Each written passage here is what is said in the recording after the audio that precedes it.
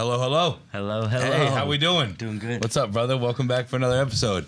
Hey, this is Evan Layton with HTown Happy Hour. Derek Diotalevi here with HTown Happy Hour, #1 podcast in the world. Baby. In the world, brother, let them know. And we have a very special guest for you today. Hi, I'm Josh Merwin, founder of the International Sports Film Festival Houston. Nice. Awesome. International Sports Film Festival. Huh? Yeah. So what is that? Tell us about it. Yeah, so it's a festival geared towards sports films.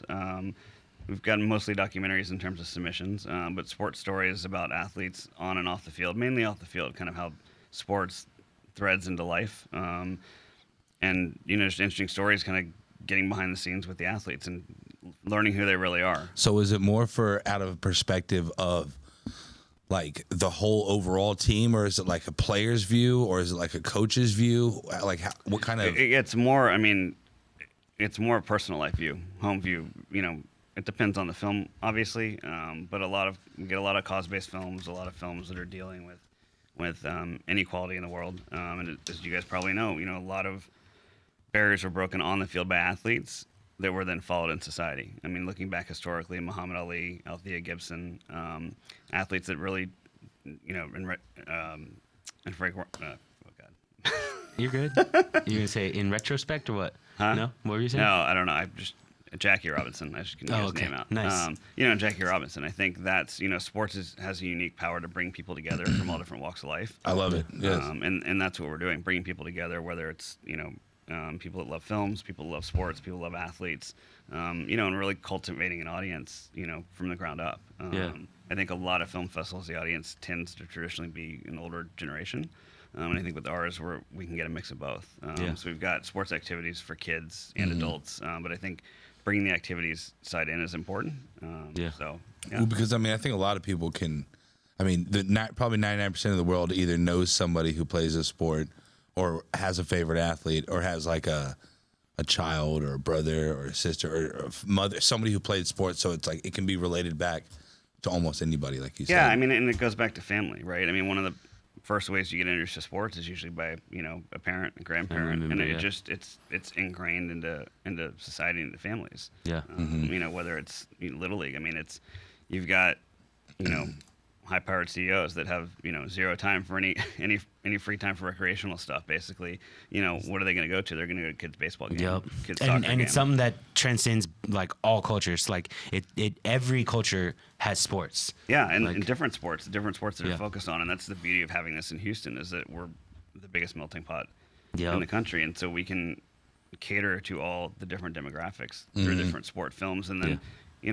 Bring people together from different Does backgrounds. anyone play cricket in Texas? Is that a game that...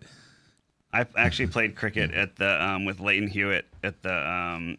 What's his name? Leighton Hewitt. He's a pro tennis player, or was. He's a retired pro tennis. My last name was player. Leighton. Oh, really? Yeah. So I used to photograph. My background started off in sports photography. From the time I was a kid, I wanted to shoot for ESPN magazine, Sports Illustrated. Yeah. And so I was shooting the men's clay courts that used to be over at Westside. And it was raining, so we started playing cricket on one of the tennis courts. It was a lot of fun. Leighton was a super nice guy. I'll be honest, I don't know how to play cricket. I don't know the rules or anything. I've never played a game in my life, but I was just wondering if they have it here. But the thing is in a lot of other countries, it's more popular than any other sport. Yeah. Then like sometimes baseball and things like that. Well, baseball I don't think is as much. Soccer, yes, but in America's pastime, a lot of people are turning it into their current time. With baseball, I feel like that it's getting into a lot of different areas too. Really, internationally, more, Yeah. I guess a little bit. Right. But I think it'll be interesting to see what happens with soccer over the next 4 years as we lead up to the World Cup in the U.S. Yep.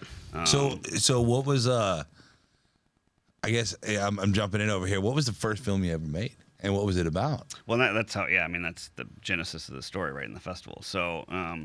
I grew up in Houston, went to Bel Air High School, knew from the time I was a kid I wanted to be a photographer. I was actually started with, speaking of sports, so I was playing basketball with my dad at my grandparents' house in Memorial.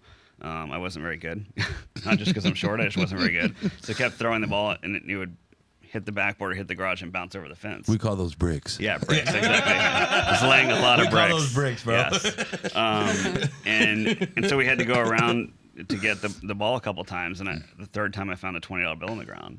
And my dad's like, we found it on the ground, you can get whatever you want. And I'm like, oh my God, this is awesome. So I'm thinking Toys R Us. We go to Toys R Us, take 2 trips there, couldn't find anything I wanted, couldn't find the perfect thing. Was at Target with my mom. and I saw a Polaroid camera for $19.99, and I was like, that's the perfect thing. I think I was like 7 or 8. Wow. So bought the Polaroid camera. With that, obviously the roll of film was $5 each. So they covered that cost, thankfully. But that's where I kind of wise investment on the parents, exactly, right? Yeah. So that's kind of how I got my start, and then went to University of Colorado Boulder for college. Did a double major in journalism and film. And, Awesome. Yeah, and then it was great. I was skiing 4 days a week. Yeah, we have chapter 3 done on next week. Yeah, whatever, professor. Whatever, professor. That's funny. Exactly. Yeah. But still doing my work and hanging out with professional skiers up there. But got the chance to go to the Olympics in Sydney as a volunteer photo assistant in 2000. Oh, wow. How was that? It was amazing. Left school for a month. Kind of did the work. Did they give you credit for that?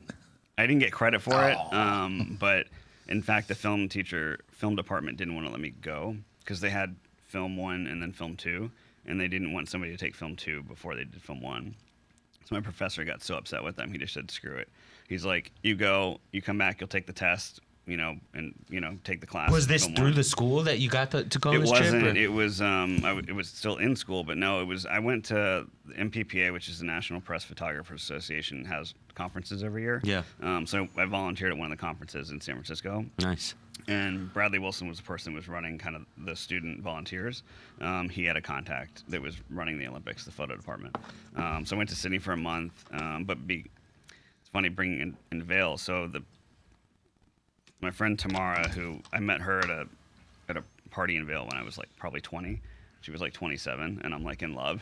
And she's like, yeah. So you can be like my new best friend, but we're not gonna get. Nah, baby, romantic. you're the one. No, but I mean, they just like adopted me, and like her brother lived there, and then her roommate Jenny. So her and her roommate had a 2-bedroom house with a loft. So I would just stay in the loft.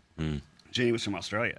So when I got the opportunity, Jenny was like, my parents live there. If you want to stay with my mom and my sister. Yeah. So, I mean, I was super lucky. So I got to stay there, for free. And I was at the baseball stadium. So like Roy Oswalt was playing, Adam Everett was playing on that team, Ben Sheets, and they won gold. So it was amazing. What was that whole overall experience being like? Not just like being a part of the team doing the film or photography, but also just getting to experience that at a young age. Oh, it's amazing. I mean, Sydney was unbelievable. Yeah. And then to be at the baseball stadium with future Astros, I knew they were in the minors to the Astros, and then because of the photography I'd done with ski photography in that industry, I knew the Oakley ski reps, and so I don't know if you guys remember the OTTs. They were the in 2000 they came out and they were like over the top, so they came just straight over their head, and they just had they were silver. They just had 2 lenses here.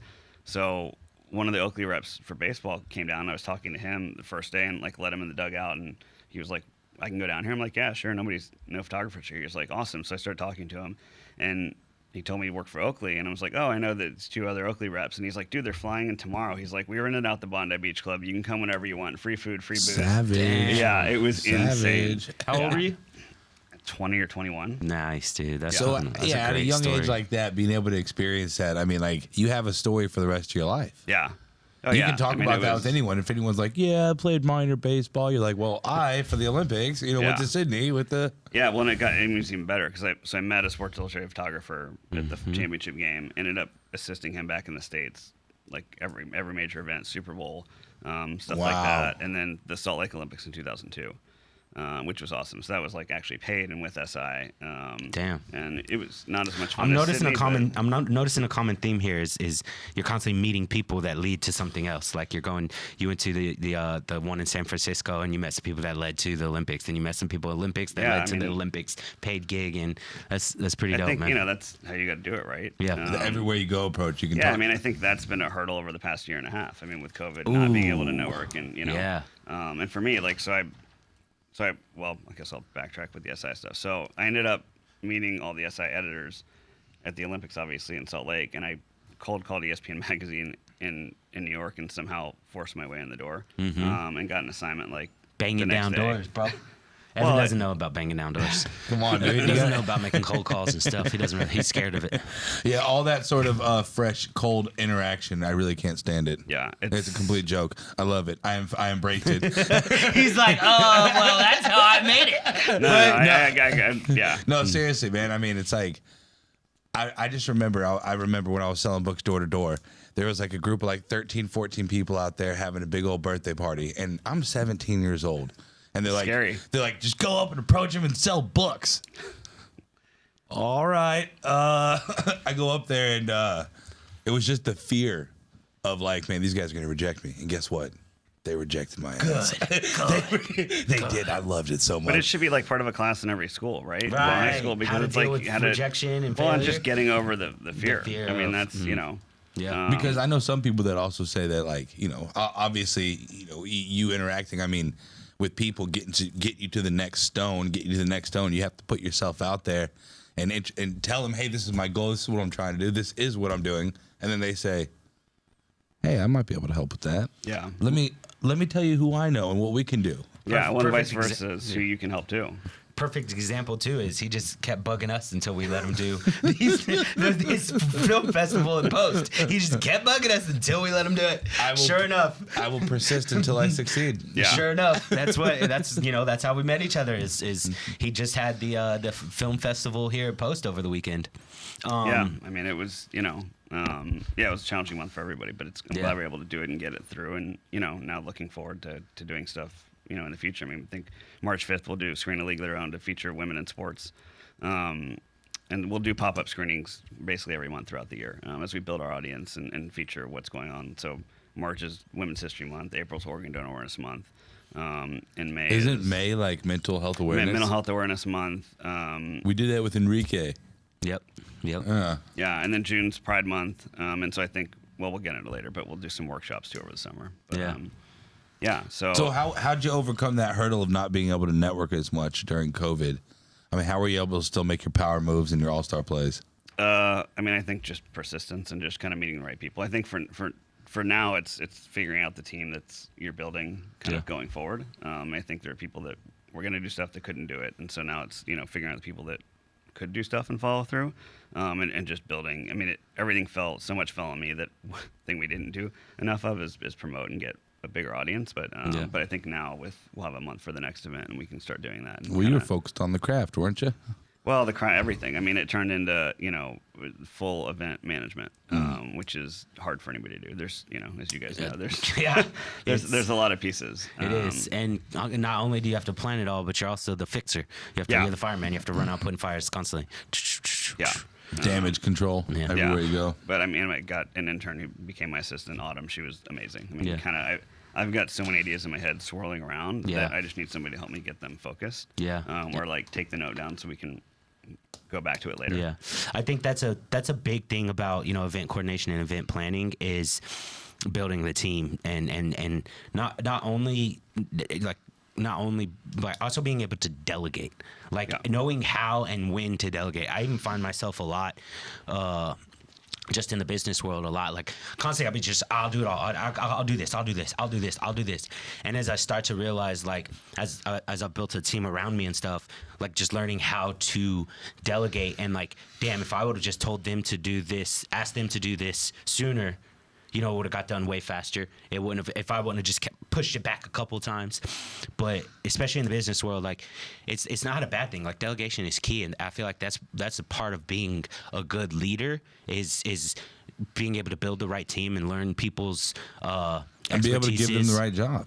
Yeah, for sure. As well as be able to find what qualities, what things people are good at, and pinpoint those and know how to steer things their way to kind of feed their creativity as well as get shit done. Yeah, well, I mean, I think that's you give them stuff that they succeed at, and you learn over time. I mean, I think that's we had the first festival in June 21. It was supposed to be Discovery Green the whole weekend, and then it was supposed to flood 3 days before. So weather's been a challenge and COVID's been a challenge, but I think for me, looking at the festival landscape and event landscape, it's led to let's not do a 5-day event that's huge right now. Let's do a day and a half here, a day or a day and a half in a month, and same thing throughout the year. So as we cultivate and build our audience, we're not overextending ourselves on what we're doing. Right. And, once we get a lot of sponsors on board, you're not stuck, because what happened with COVID is, it hit a lot of film festivals, especially in 2020. They just canceled. They didn't even go virtual. Not just film festivals, everything, bro. All right. festivals, Right. big events, public Everything. gatherings, everything. Yeah. So it's almost every industry was infected. Couldn't even work out at the gym. Huh? You couldn't even work out at the gym. Yeah, it was, well, especially in New York. I mean, I was living in New York at the time. So, I mean, we had 4.5-year-old twins, a boy and a girl, Jack and Samantha. And, you know, luckily we had a backyard, which is, you know, unheard of. We were on the Upper West Side. Yeah, in New York. That's crazy. Yeah, so it allowed us to stay until like our lease was up in May, and they wouldn't reduce the rent. We're like, there's no way. Yeah. And we're staying. What do you mean you're not going to pay another $5,500 a month to live here? A little less than that, but it was our apartment was insane. I mean, it was 2 floors with 2 bedrooms and an office and a backyard, a block away from Central Park. Wait, how this expensive as hell though? Yeah, it's super expensive. Yeah, but because a closet in New York is expensive. Yeah. That closet's going to run you about a stack, player. Well, but I mean, I thought at the time, like, it took me months to find that apartment. I'm like, this, kids can go to public school. I mean, it was just set up to be there for the next 15 years, and then COVID hit, and with the rent there, and then with the film festival in Houston. Originally, I was going to stay in New York and travel back and forth, but obviously that wasn't possible during COVID. So moved back here, and then got divorced after 6 months back here, which is another hurdle in the thing. Wow. Did your significant other stay here? Or? We're all here. Yeah, we moved here together. So it's much better being here. I think we'll both be happier in the long run. Yeah. And the kids will be happier too. So the kids go to school 5 minutes away from me, 5 minutes away from her. So they're kind of right in between us. Nice. Which is good. So. Yeah. And you're originally from Houston. Yeah, originally from Houston, and really like starting this. When I wanted to start it, I was like, where would it great place to be, and I want to give something back to my hometown, and it's halfway between New York and LA, and it's again the melting pot, and it's got the college fandom, obviously professional sports fandom. So I think it's a great sports town, and I think we need another major big cultural event here. I think you're right, and that's the beauty of finding the post. And also, I think that the opportunity here for that is huge. Yeah, like, I mean, there's so many different avenues that Houston's like, hey, we need another, because we have the area to do it. Yeah, we have the area to do these big time inviting events that bring people together. Yeah, for sure. So what was the benefit of finding Post? Well, I mean, I think I think what you guys have done is incredible. I mean, making it the cultural hub of Houston. I mean, I think that's, in a very short time. I mean, we did a small activation, the opening weekend with I think it was Team Savage was there the opening weekend, right? Yeah. So I've had this idea for like these, Danny's great, like these activities. And so I've had this idea to do like a mini kids car race or something like that. And so with like go-karts or something? Or like the kids' electric cars. So like I bought some Lamborghinis, like kids' electric Lamborghinis, and we had them on display during the car show. So it's like, you've got a Lamborghini right next to a kid's one next to a real, and most the kid can hop in it and beep, beep, beep. Yeah, I mean, we had to be a little careful with kids driving it. One kid almost hit one of the Lamborghinis, but it was his dad's, so they were more concerned about my car, and I'm like, my kid's car is fine. That reminds me, whenever I went surfing with my old man a long time ago, we went down to one of these beaches, and like I was probably like 7, 8, 9 years old, not really big enough to carry my own surfboard. I had his board, and I had it on my head, right? I was carrying it on my head, just walking like this. And then I remember the wind caught, and the wind caught me up like this, and the wind caught me down like bam, and I broke the tip of his surfboard. Nice. I bet How did that go down? Oh no, he was stoked. He was like, Evan, you smart child. You always think before you do, don't you? And I'm sure it was really that calm of an atmosphere. You idiot! What are you thinking? I'm sorry, Dad. It's funny. Yeah, it's funny how your kids can frustrate you so easily. Yeah. And it's like, well, tell us a little bit about one of the bigger leaps of faith that you had to do while doing this. Like, what was something that almost scared you? I think just doing it the first time in June was, during COVID, we didn't know what was going on. I mean, we got basically notice like a month before that we could actually do it. I think just, taking a leap of faith and doing it was the biggest just thing. Taking action, actually doing it, pulling it off. Well, and then realizing like, okay, well, there's a lot of people saying no, but like, let's find the people that say yes. And that's kind of for building my team. Like, that's what I want. Like, it's not going to be perfect, but that's totally fine. Right. Absolutely. But we just have to, we just have to go do it. And that, that's the only way you're going to succeed. Right. And if you wait until everything's perfect, you're never going to fucking do it. Right. Yeah. And then also, the time's never going to be perfect either. Yeah. It's never going to be like, oh, well, now that I'm doing nothing today, let's get what I needed to do done. There was somebody I was talking to the other day. I was setting up my gas bill. I'm serious. I was setting up. I got a good story about that. All right, cool. After this one, I got you. Yeah. Right? But yeah, I was sitting there talking to him, and I was like, yeah, no. Real estate. I'm a law clerk, and I also have a company called HTown Happy Hour. Me and my business partner, we started this 7 years ago, and now we have a podcast over 250,000 people. He's like, man, I want to do a podcast, man. I got all the equipment. I got all the everything. I got all the blah, blah. And he wanted to do it in sports. I said, well, dude, why aren't you doing it? He goes, oh, man, no. Well, you know, that's whenever oh, you didn't take that leap of faith yet, huh? Yeah. You didn't do it yet. And I was like, dude, you just got to go out there and do it. I was like, nobody told us how to do our podcast. There wasn't anyone who was like, hey, here's your outline. Right. Here's your time frames. Here's your guests. Followers. It was like, no, I mean, him and I sit there, we'll talk to each other over the past couple months. We're like, hey, okay, what are we doing this weekend? Who are we inviting on this weekend?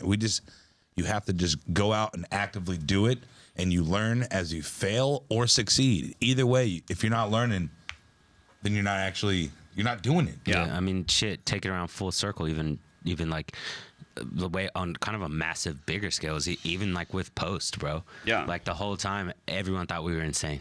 Like we're over here building a mall when malls are dying. It's not really a mall. That's why I love how you kind of segued it, like presented it as a cultural hub. That's exactly what it is, bro. Yeah. It's a cultural campus. Like it's representative of all the different cultures. Like you had mentioned, Houston's a melting pot. It's a representative of all different cultures.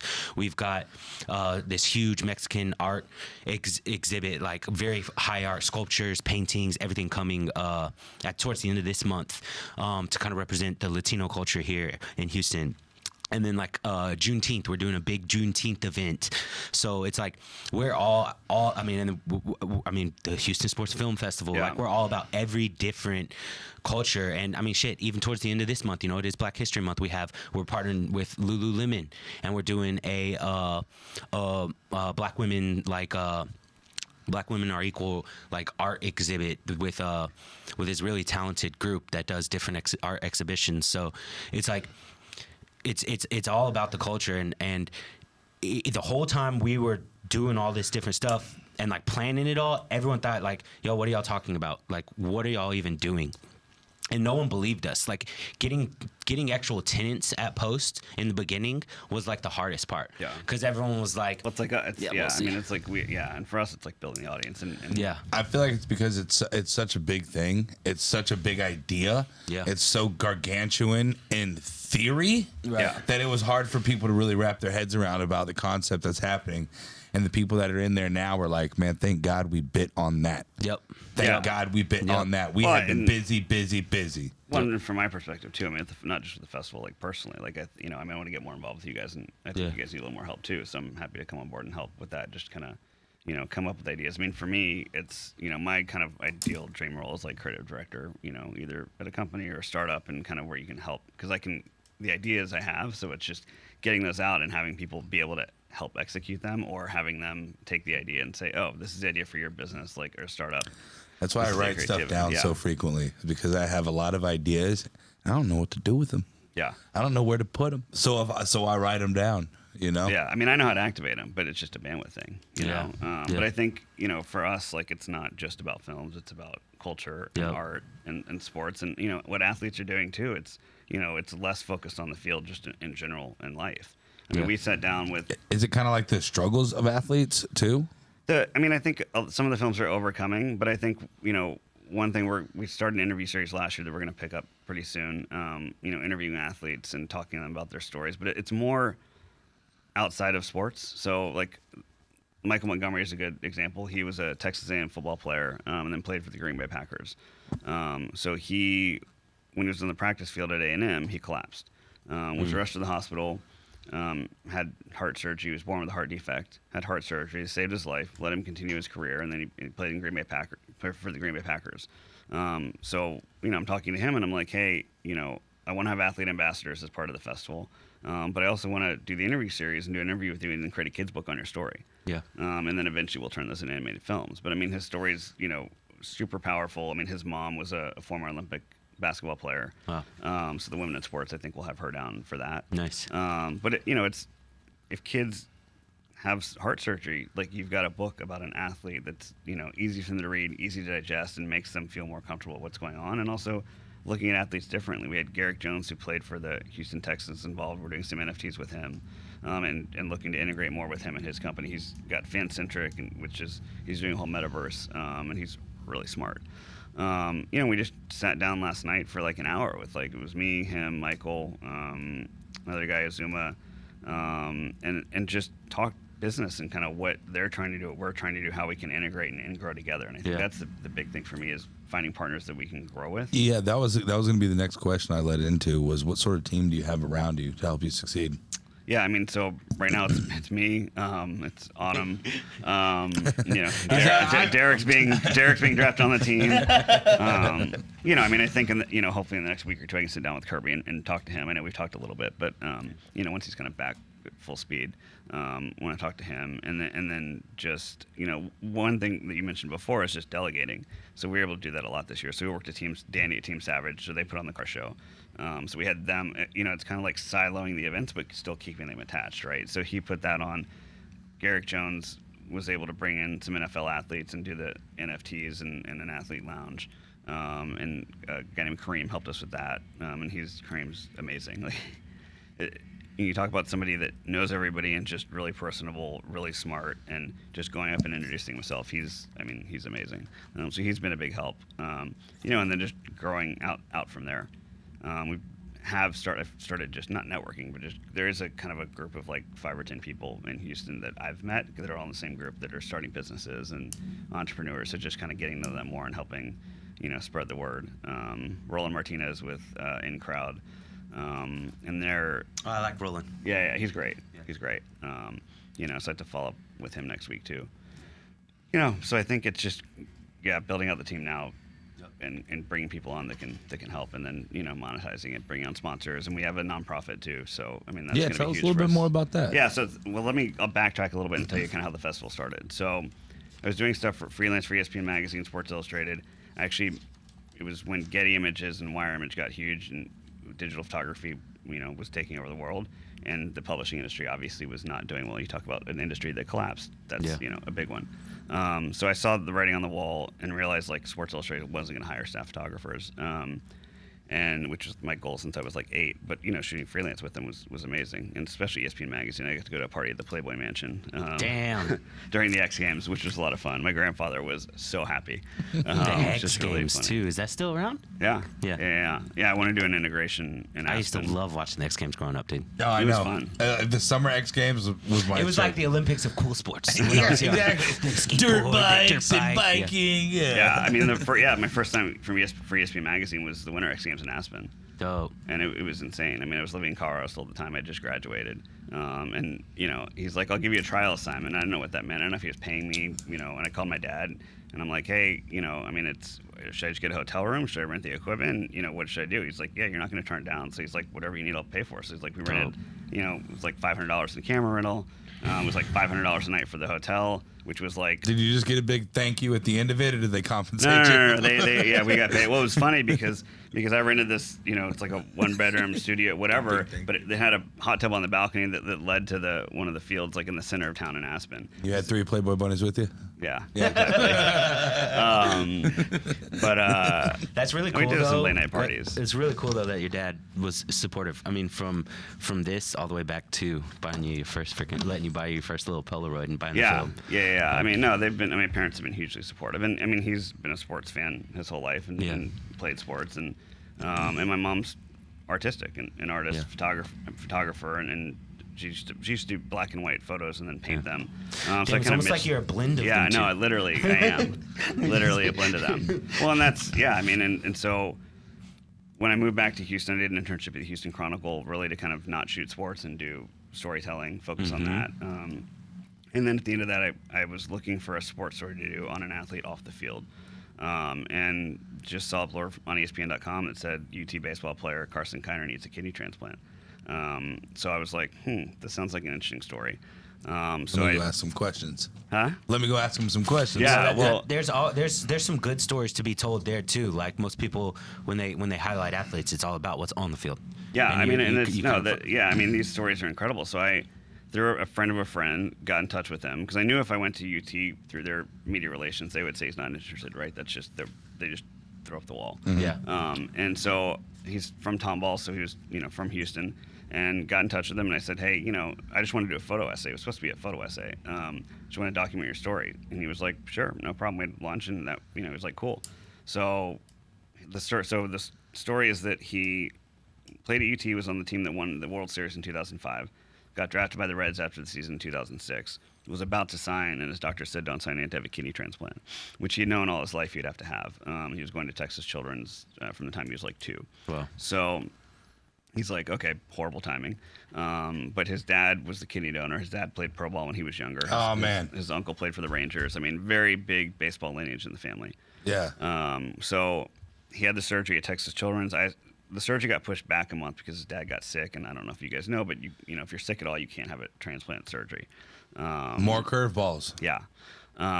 Yeah, and nice baseball reference too. Yeah. Nice baseball. Oh, you didn't even know you did that. I didn't know. More curveballs. I see what you did there. He didn't even know. Taking credit back. Derek's like, he'll get it in a minute. Oh, that's cute. Yeah, so hey, I made the reference. I know what I'm saying. Yeah, so he, you know, so he had the surgery at Texas Children's. I mean, it's interesting because his dad was like, I think in his 50s at the time, and you know, he's like walking around, you know, with an IV around Texas Children's with him and his son. There's, you know, 2-year-olds, 5-year-olds walking around there too. Yeah, so he had the surgery. About 2 weeks into it, I was like, there's more to a story here. Like, since I had that film background at Colorado, I was just like, this could be a film. So I started shooting with 2 cameras, doing it all myself. You know, no budget, no funding. I was just doing this on my own. Out of passion, out of love. Yeah, exactly. Yeah. I love it.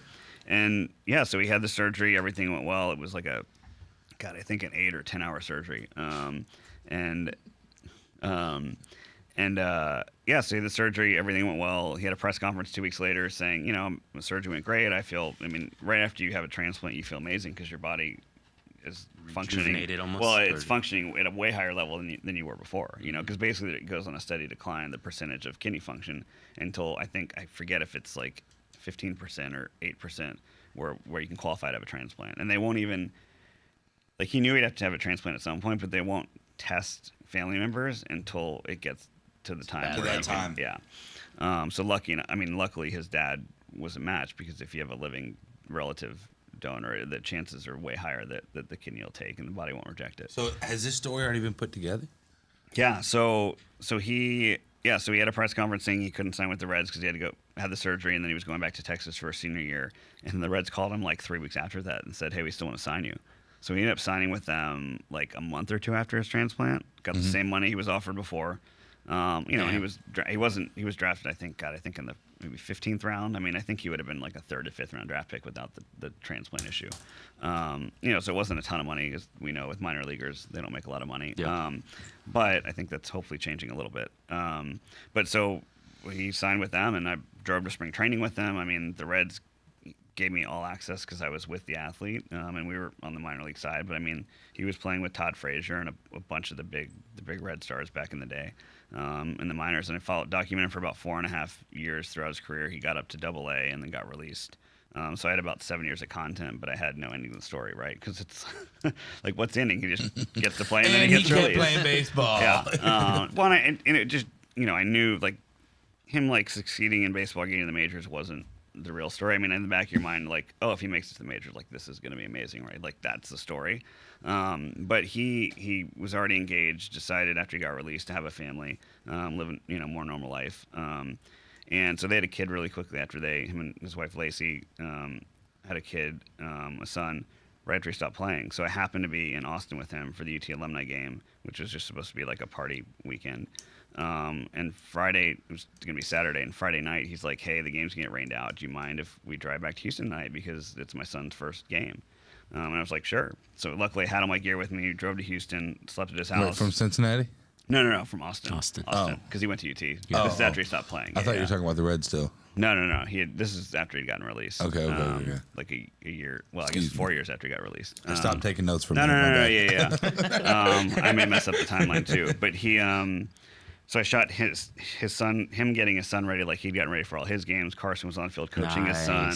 Carson's dad was there cheering him on, and so I've got like this 3 minutes of content. Plus, there's nothing cuter than like 3 or 4 year olds playing baseball, because it looks more like a football or rugby game. You know, somebody hits the ball, they all run and collide in this big pile to get the ball, and you know, and then they'll either run to the base or they'll throw it to first or, you know, second or the outfield. Yeah, so I had this 3 minutes of content, did one interview with Carson, and I was like, okay, I've got to film.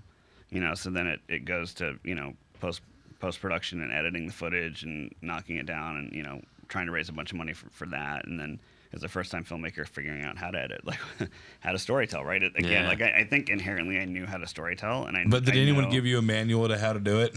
No, no. I went through two or three editors that were, not great. And then I went found this guy Matt Kahn, and he was amazing. I mean, we worked on it for probably 4 months, maybe it was less, maybe it was more.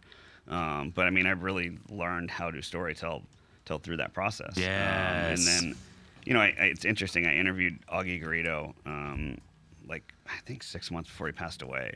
What was his last name? Augie Garrido was the UT baseball coach. Okay. And it was after he retired. He was living in California, and he had consult. I mean, he used to coach, I think, in Long Beach or somewhere in California. So he got into kind of the Hollywood scene and got close, I think, with Kevin Costner, a couple other actors, and being like an expert on a film set.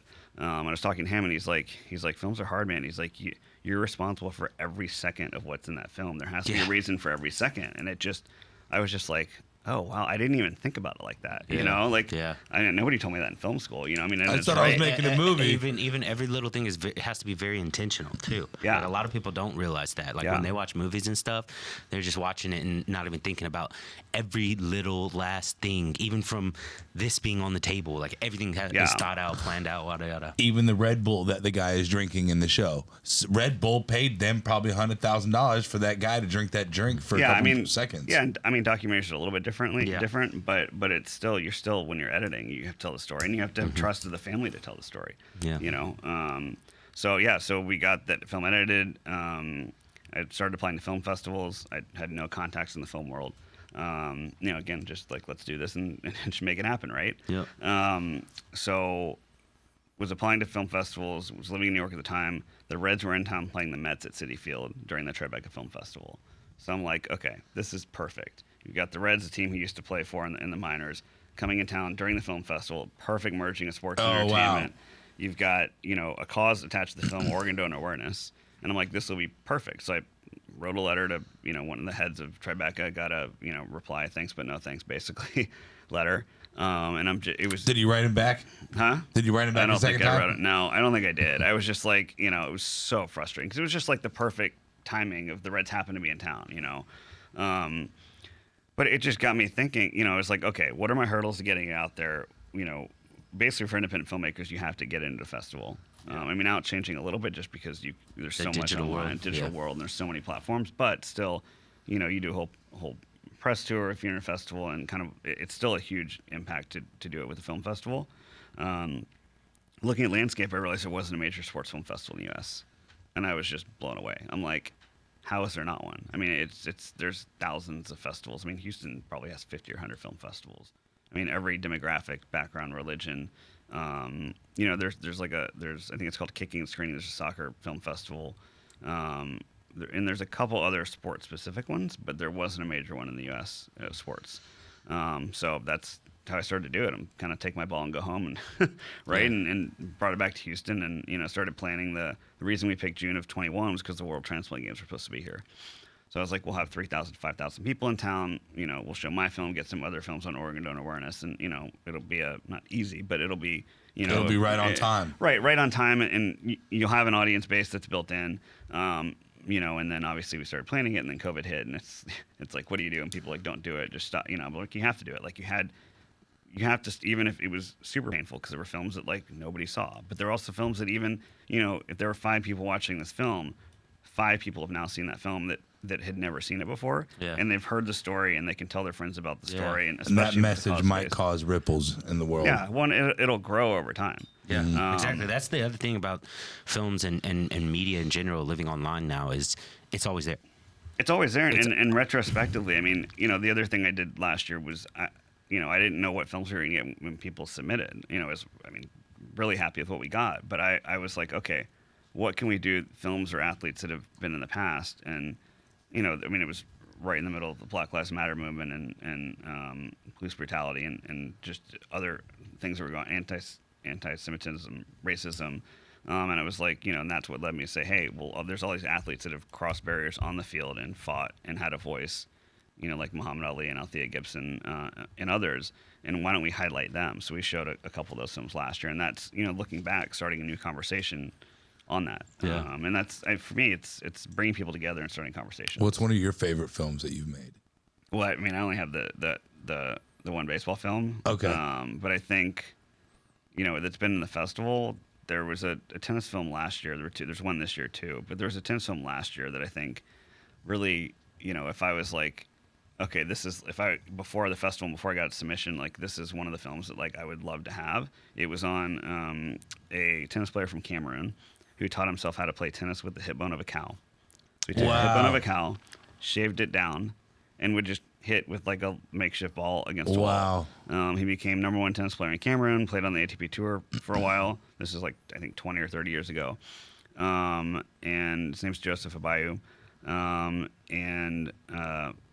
It was just it's called Cross Court Cultures. But it was just an incredible story. And then he now spends half the year in Connecticut teaching at a country club, and the other half of the year going back to Cameroon teaching tennis at an academy. Tennis and learning. Does he still use the hippopotamus bone? Cowbone. Cowbone. Sorry. Hippobone would be. Cowbone. Sorry. Is that kangaroo leg still there? Yeah. They're close. They're both big animals. Yeah. Does he still use What'd you say, the brisket I don't bone? think so. That'd be dope. Hey, Yeah. kids, this is how you really play tennis. Yeah, right. Get your hippopotamus femur. Hippopotamus. Get your hippopotamus We know femur Derek's out. favorite animal. Spell it. Spell hip hop anonymous. No, but that's dope. Like, I mean, I think that's very important in itself. Is like getting sports to underserved communities overall. Yeah, like, for sure. And allowing people that in some of the countries that don't have those opportunities, like it just overarching, reaching them and getting them inspired and wanting to play sports, and then they can make huge differences in waves throughout the world as well. Yeah, I mean, it's just access too. I mean, that's what it comes down to, So, I mean, so we've got that film from last year. We've got a film, This Is My Tennis, this year, which is vignettes on 5 or 6 tennis players, kind of 5-minute pieces, coming through the NJTL's National Junior Tennis and Learning Centers. So it's not just tennis, it's education too. Mm-hmm. So the goal with that is to do a pop-up screening during the Rogues Tennis Tournament with those 2 films and use those as cause-based to raise money for the films. So we're rolling out the virtual programming today and tomorrow. So we'll have the virtual festival we'll live on from today until probably the end of the Super Bowl, so Super Bowl Sunday. Mm-hmm. So people can go to the website isffh.org and get a link to the virtual festival too. And I think it's What's cheap. the website again? isffh.org. So International Sports Film Festival, Houston.org. Yeah. Thanks for the clarification, gentlemen. Yeah. Hey, do you ever do films on coaches? We will. Yeah. I mean, there's several films that I want to do. Why? Idiot. That sounds like an inside joke. No one knows this. No one knows this. But he actually coaches kids football. Coached. Coach. Don't do it coached, currently, okay? Okay. For You're all retired. all of our viewers out here. Well, they actually asked me to come back for a 3rd season this year, but You're still negotiating the contract. Yeah, negotiating the contract. See, they're asking me to do volunteer work, and I'm saying I want to do it complimentary. So they're saying there's 2 different. Are you trying to get like you're arguing between like Taco Bell and Chick-fil-A? Is that kind of? Well, he's wondering if you could shoot a film on him. Yeah, hey, I like me on camera. Let's take a look. I look good on camera, man. Sure. What's your budget? We'll talk to the film, Yeah. you flip it and invest it, you could probably turn out making a lot of money. Yeah, just shoot exactly. it, go ahead and put it together, we'll see what happens. I'll just be on the camera just going, hey, and it'll make millions. He doesn't wear he doesn't wear shoes while he coaches, so they don't. call him Coach Barefoot. He I just do. runs around in his bare feet. Yes, I do. You want to know why? I mean, no, but sure. Of course, we want to know why. What animal do you know wears shoes? I mean, I'm actually interesting. I'm thinking about creating a shoe line for dogs with my friends. So we'll see. Well, that might be cute. All right. But no, seriously. I tell them, what kind of animal do you know wears shoes? And they go, what about horses? I go, man. The kids say that? Yeah. They're smarter than me. Yeah. Because I couldn't think of it. No animal that horseshoes, duh. And then I say, no, man, put those on horses. You got to let the animal out on the field, youngsters. Now, mind you, I have a cut-off T-shirt, like shirt cut off, and it's tucked into my gym shorts, okay? No shoes. I look goofy. Whistle? You got a whistle? No. No whistle? No. I just be screaming. I be screaming, and it allows me to scream freely. Take a lap, kid. Yeah. Quit jacking around. Take a lap. And they usually do it.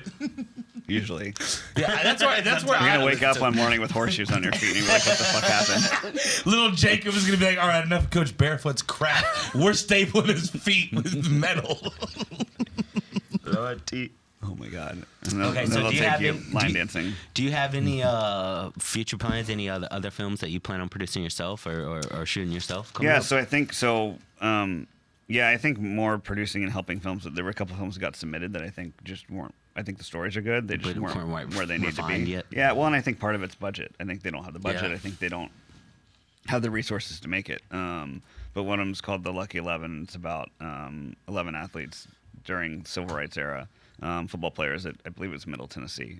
Civil rights era, okay. Civil rights movement era, and just telling their story. So I think that's one that we're going to raise some money for. And the other thing we're doing, so I kind of said before, we have a nonprofit. So the nonprofit's called Through the Lens Houston. My mom taught at Beller High School. She actually taught I think history right before I was born, and then took a break. Well, she had 3 kids, and then went back. I guess God, I don't even remember the timing, 10, 12 years ago. And she taught art and photography at Beller. She started Through the Lens Houston as a nonprofit to help kids get AP credit and into college through photography. Nice. Oh, nice. That's awesome. Yeah, it was a great program. And they had a exhibit at Museum of Fine Arts Houston every year, which Yates High School, I believe, still has the exhibit. Mm-hmm. But she retired a year or two before COVID, and then COVID happened. And so I was looking at creating a nonprofit and realized that she had this one that was already formed, just sitting there, not active. So you're able to change the mission to just extend the mission, basically, to teaching kids how to storytell through photography and film. Yeah. Nice. So they can tell their own stories. So we'll be activating in the community. We'll be doing workshops, and then giving back to filmmakers too. So one of the things that we're rolling out, I think this week, we'll see how it goes. It's going to be interesting. Is virtual VIP rooms hosted by athletes. Nice. So Michael Montgomery is going to host one, and I think we're going to screen a film called Salute, which is on the 1968 Olympics.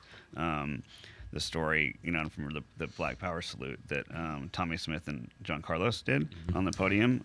What's really interesting is there was a third athlete on the podium, a white athlete from Australia, named Peter Norman. And Did he do it too? He didn't, but he had a humanitarian unity pin on, and he knew what they were doing and supported them.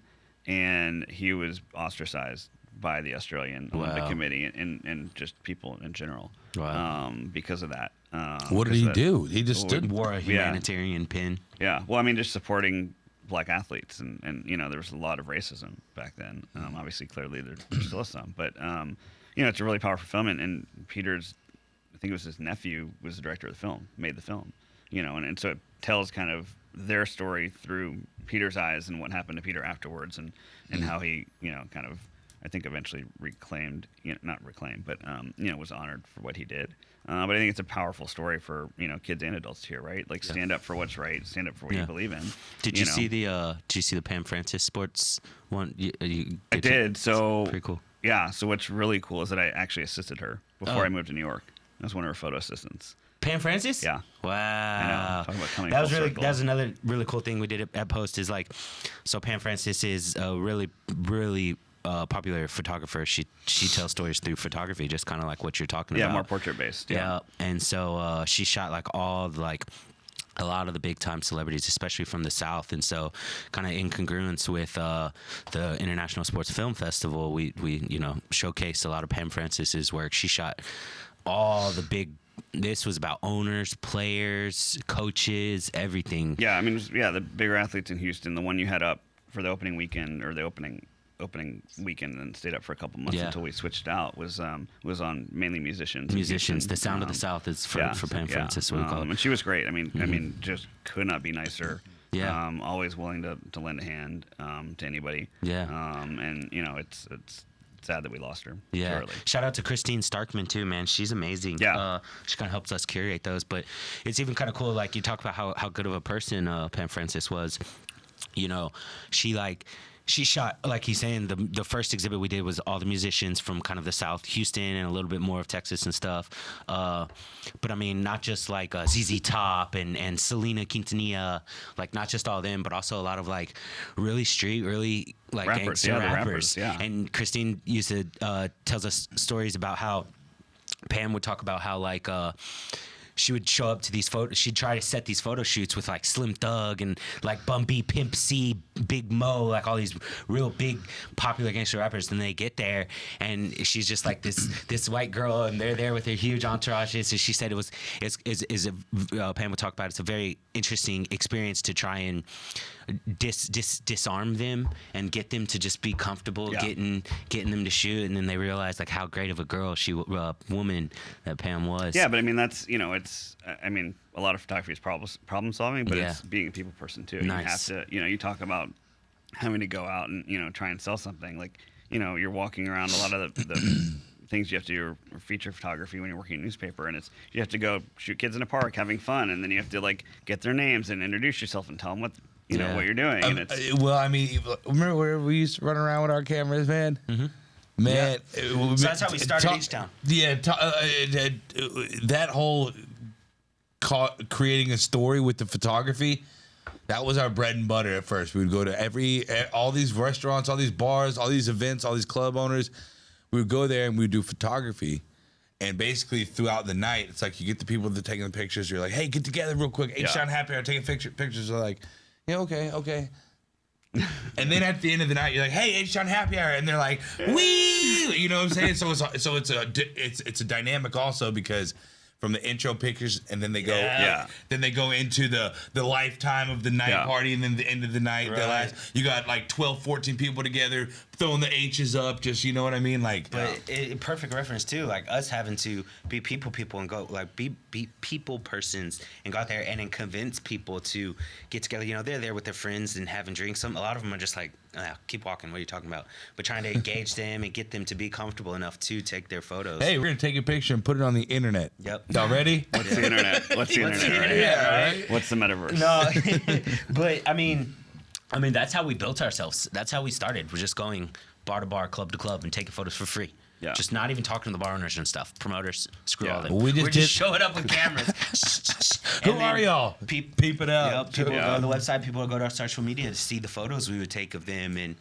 I mean that's literally how we started to build. And our then you brand. would blackmail them. Yeah, for sure. Either follow us or we're letting your family know. Right. Hey, one other question, just to kind of, in conclusion here. What are some golden nuggets that you may pass along to the next person interested in photography, filmmaking, and things of that nature? I mean, I think just try it and learn as you're trying it. Reach out to us. Like we're here to help.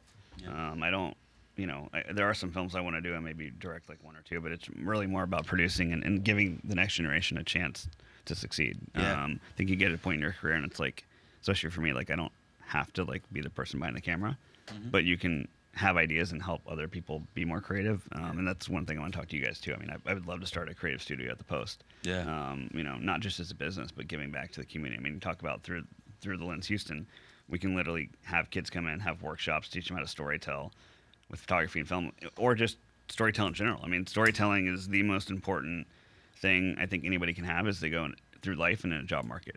Because no matter what job you're doing, I mean, obviously you're doing this, like you're storytelling. Yep. Creating That's the post, exactly you're what I was storytelling. thinking. Exactly. So if you can teach them how to storytell, they already have a leg up on everybody. I mean, and kids are obsessed with YouTube right now, and that's all YouTube is. That's all it is. That's all making videos is storytelling. Yeah, a lot of bad storytelling, but yeah. Hey, but they're telling stories and they entertaining people. Yeah. And there's people making a lot of money from it. Yeah, there are. The biggest thing that will always baffle me is that people are getting paid to stream on video themselves. games. Like, yeah, like Bro, I'm like, you mean why you're playing Fork Knife online? But listen, listen, And you're getting paid to play Fork Knife? it's not even just about that. They're commentators. You know what I'm saying? Like narrators. They're it's their personalities that are getting these people to watch them play video games. It's the ones that just very rarely do you find these big stream personalities that don't show their face and aren't talking while they're doing it. And the ones that really are making a lot of money in this stuff, millions of dollars, guys. These kids and adults making millions of dollars.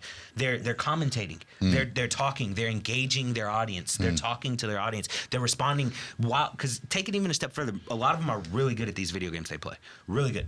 They're also, while they're playing their video games, they're watching their comments and they're engaging, reading people's comments. And kicking butt in the games. Kicking butt in the game. Wow. Like there's I didn't even actually think about a that. lot more. There's a lot more to it than people. Yeah, but what if we teach them how to storytell that films in their community or things that are going on in their community too? Yeah. You know, to make Yeah. an impact. I mean, that's for me. That's the value of what we're trying to do is give kids the opportunity using social media for good. Yeah. You know, I mean, my goal is social media implodes before my kids are old enough to be on it, but from a mental health perspective, gonna happen. it's not going to happen. I mean, people always ask us what is HTown Happy Hour, and I feel like, you know, it's everything happening in Houston first and foremost. Let's be clear. My favorite thing to tell them is like, is the truth. It's about humor and like motivation. And like, there's so much just junk on the internet. All we try to preach with through HTown Happy Hour is like try to entertain people like in good humor and motivate them. Like doing this podcast and stuff, trying to teach, like right now, getting your golden nuggets and giving them to our audience.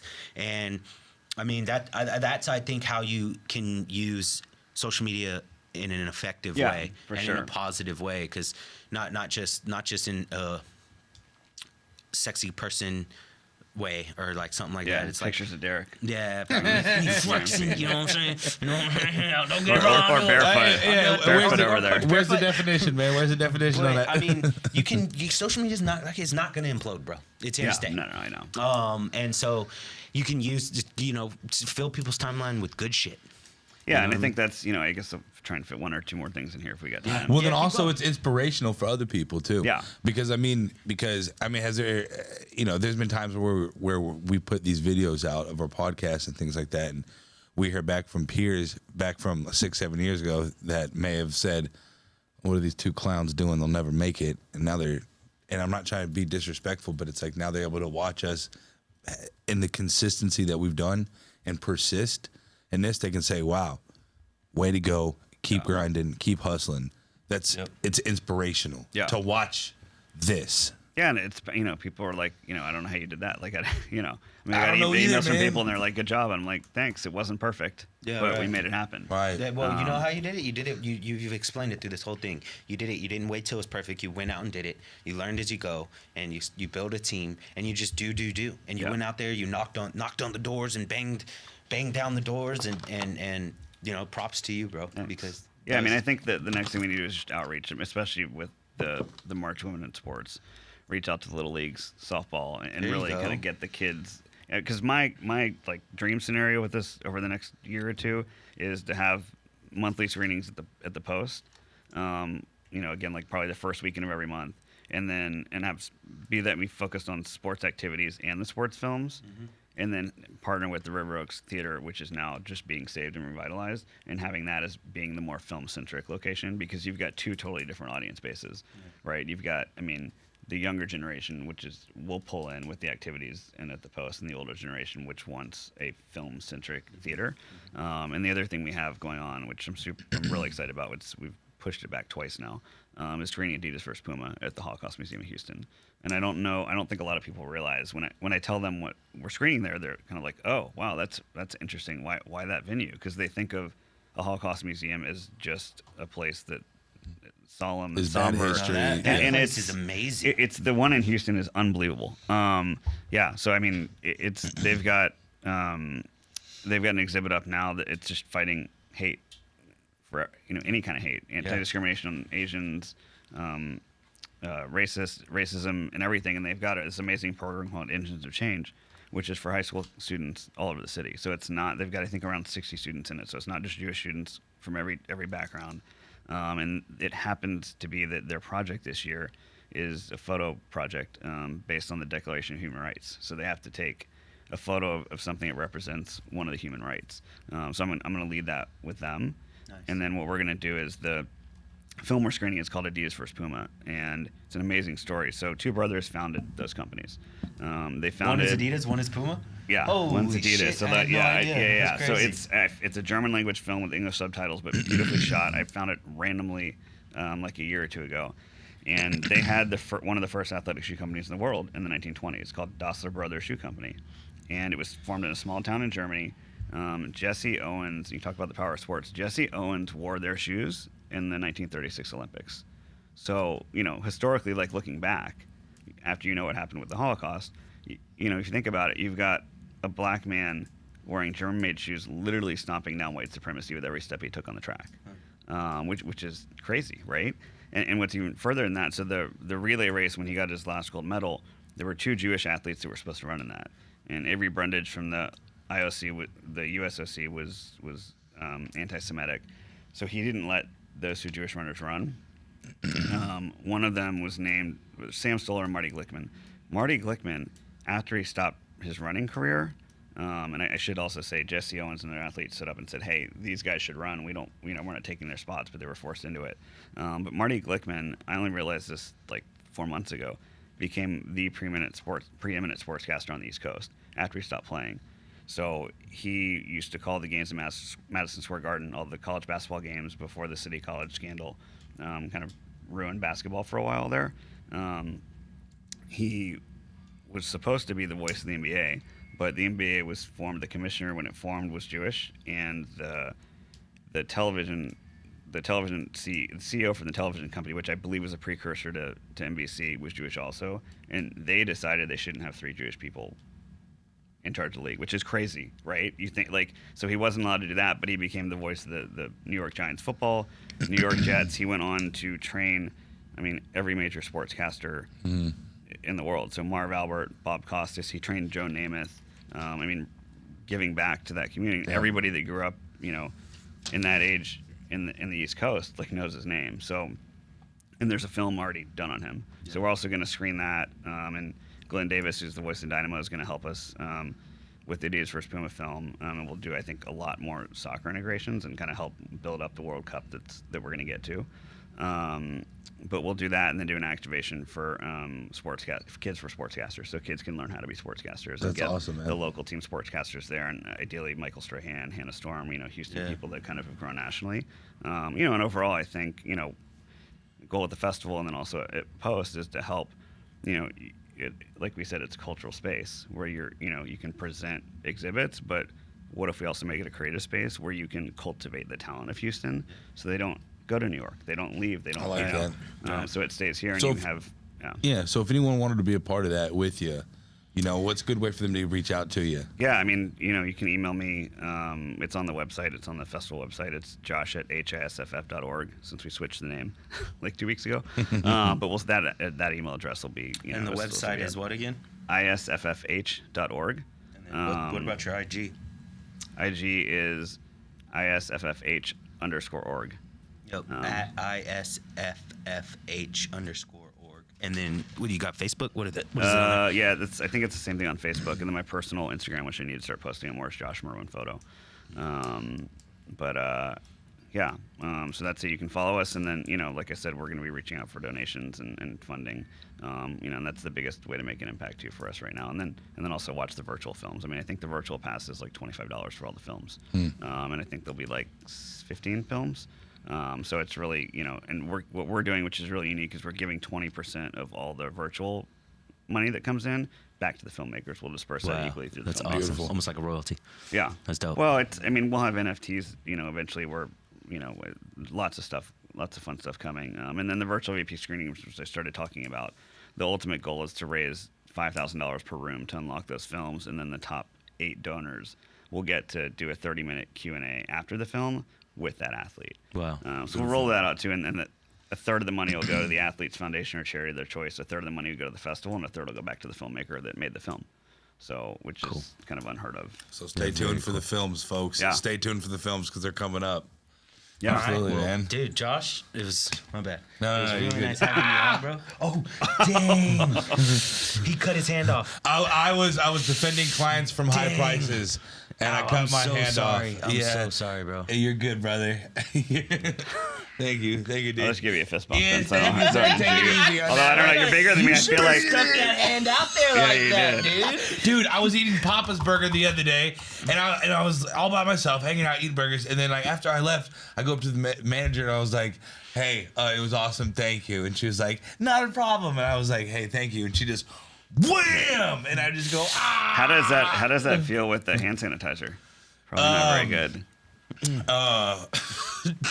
Don't use hand sanitizer. All right, guys. Thank y'all for tuning in. Thank you for tuning in. Thank you. Thanks for HTown having Happy me. Hour. See y'all next week. Thank you. #1 podcast in the world.